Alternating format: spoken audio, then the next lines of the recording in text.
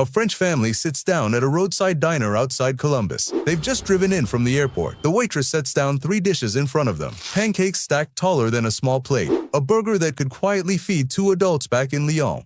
And a glass of iced soda the host keeps refilling without anyone asking. The teenager at the table quietly starts filming. For the next 3 weeks, this family will begin measuring American life against their own.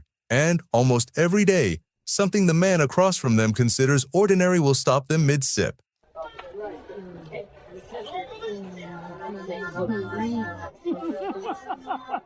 I joke a lot about American food. This is one of the best things I've ever had. Americans, why don't you start with that? That's the best thing America has to offer, I think. So this is the brisket. It's hard to grab because it's falling apart faster than democracy in America. It's a jokey joke, yeah. I love America, okay.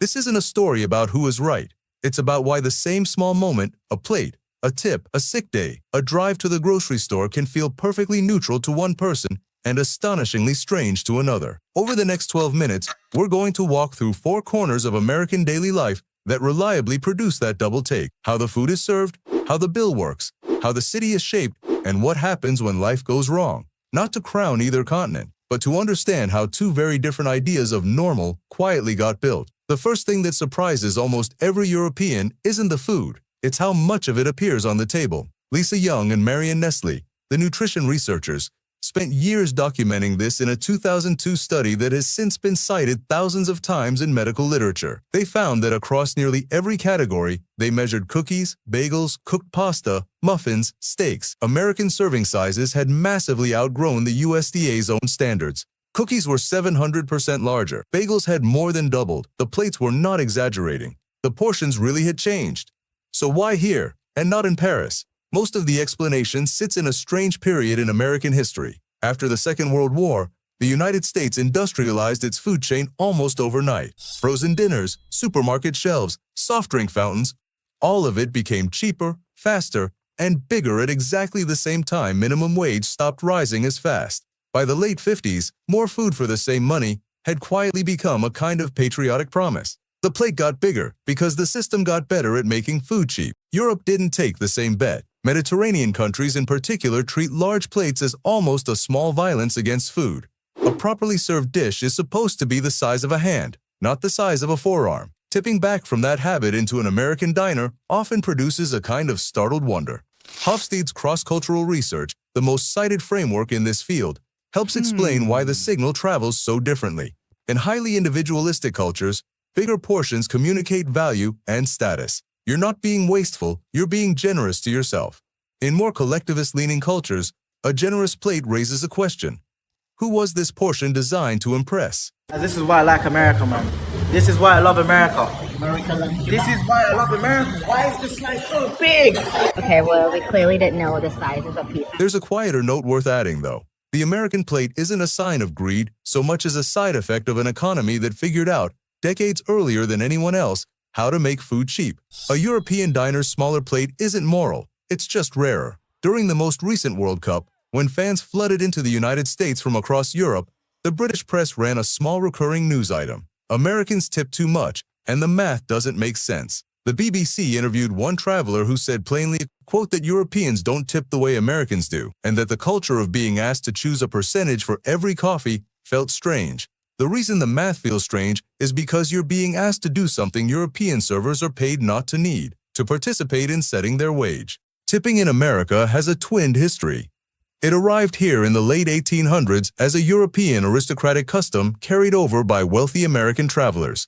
Then, after the Civil War, employers in service industries, railroads especially, began hiring newly freed black workers for tips instead of wages, because they legally could. By the mid-20th century, that custom had hardened into federal law. Tipped workers can be paid a baseline wage far below the minimum, on the assumption that customers will make up the difference. In France, Italy, Spain, Germany, and most of Northern Europe, this assumption doesn't exist. The menu price is the price. The server's wage is the wage. The transaction is over. Psychologically, the difference runs deeper than etiquette. Hofstede's research on uncertainty avoidance shows that in cultures where uncertainty is less tolerated, people prefer explicit, predictable rules of exchange. Germany scores high on that dimension. The United States scores much lower. So in one country, leaving a built-in percentage feels normal. In the other, it feels like negotiating rent on your morning coffee. Here's your bill, sir. Thank you. What is this gratuity? I just said thank you, no? We're just kindly asking that you leave us a tip, sir. A tip? I don't have any tips. You did great. Good work. You're missing. The detail that catches most Europeans off guard is not that Americans tip.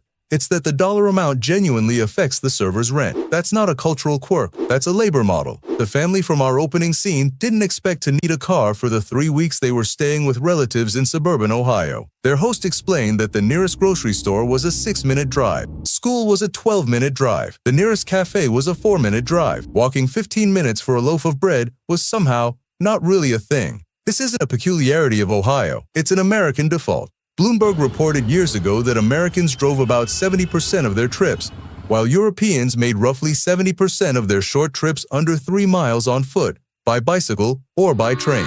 That gap is one of the clearest in any developed world comparison. It was built on purpose, and not recently.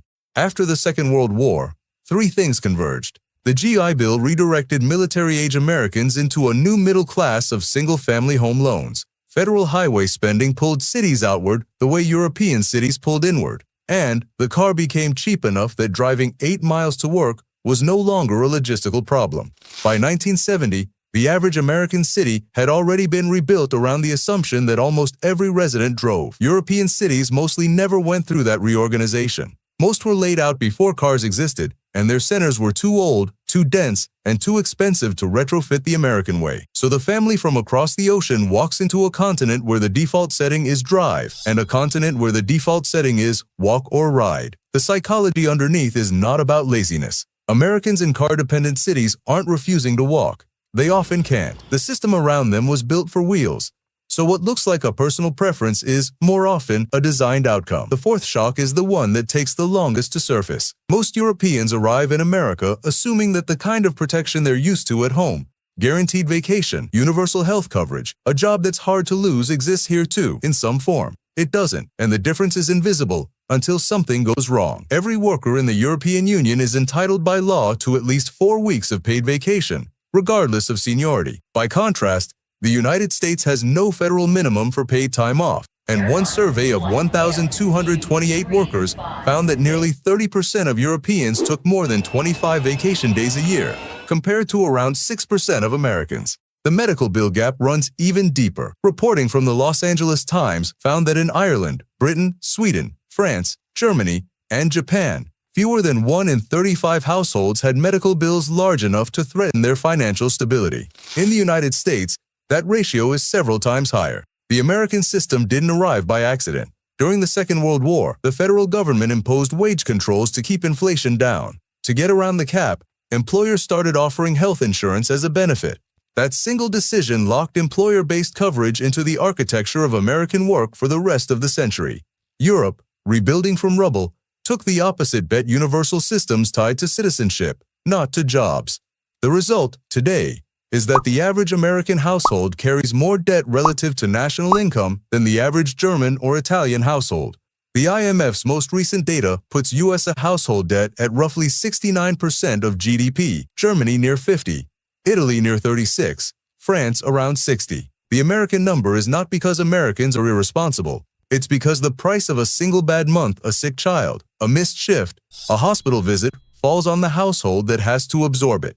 How much does it cost to stay overnight at the hospital? 6,000. That's got to be a couple of $1,000, can't it? Thousands, 2,000. Pretty spot on there, between $1,000 to $5,000. How much does it cost to visit the doctor in America? Probably a couple of $100.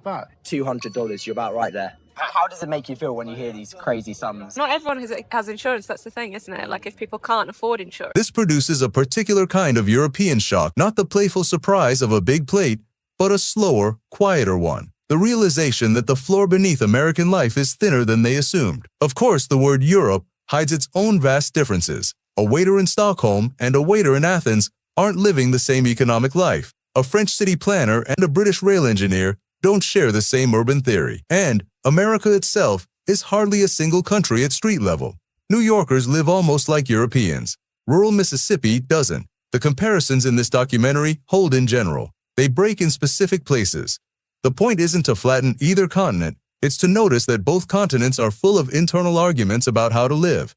By the end of their 3rd week, The family from Lyon had stopped filming every meal. They had begun to read the small print of American life more carefully. They were, in a quiet way, learning what every visitor learns if they stay long enough, that normal is not really a description of how the world is. It's the surface tension of older choices that nobody on either side decided all at once. Two different continents built two different answers to a small set of questions. How do we feed a society cheaply? How do we pay the people who serve us? Where do we put the grocery store? Who absorbs the bill when something breaks? Neither answer is universally better. They are simply different, and the only way to read them honestly is to look at the conditions that made each one inevitable. If you've lived on either side of this, maybe you've been the French family, maybe you've been the host. Drop the moment that surprised you most in the comments. The unhappiest surprises often turn out to be the most revealing.